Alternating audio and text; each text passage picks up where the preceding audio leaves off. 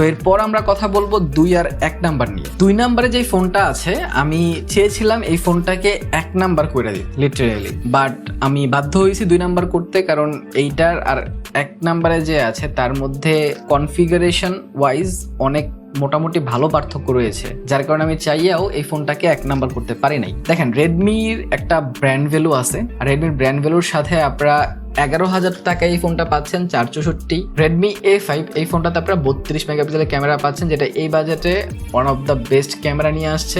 ক্যামেরার কোয়ালিটিও কিন্তু অনেক ভালো, এটার সামনে 8 মেগাপিক্সেল ক্যামেরা পাচ্ছেন। তাছাড়া ফোনটাতে 18 ওয়াটের ফাস্ট চার্জিং আছে ভাই, এই বাজেটে রেডমির মতো কোম্পানি 18 ওয়াটের ফাস্ট চার্জিং দিছে, এটা একটা ভালো ব্যাপার। আর এখানে আপনারা 5200 mAh এর ব্যাটারি পাচ্ছেন। তাছাড়া ইউনিভার্সিটি T7250 চিপসেট রয়েছে এখানে, কিন্তু ডিসপ্লেতে আমি হতাশ হয়েছি। ডিসপ্লে এখানে নচ ডিসপ্লে তারা দিয়েছে, 120 রিফ্রেশ রেট হয়, এটার যে ইউআই এক্সপিরিয়েন্স সেটা কিন্তু ভালো ছিল, কিন্তু স্টিল এই ফোনটা ইউজ করে আমি মজা পেয়েছি। অ্যান্ড এই ফোনটাকে একটা ভালো ফোন হিসাবেই ধরা যায়, একটা যেহেতু ওয়েল নোন ব্র্যান্ড থেকে এসেছে। আপনারা Xiaomi-তে অবশ্যই ভরসা রাখতে পারেন যে হ্যাঁ, এটা আপনাকে একটা লং টাইম সার্ভিস দিয়ে দিবে। এটাকে আমি চেষ্টা করেছিলাম 1-এ রাখতে।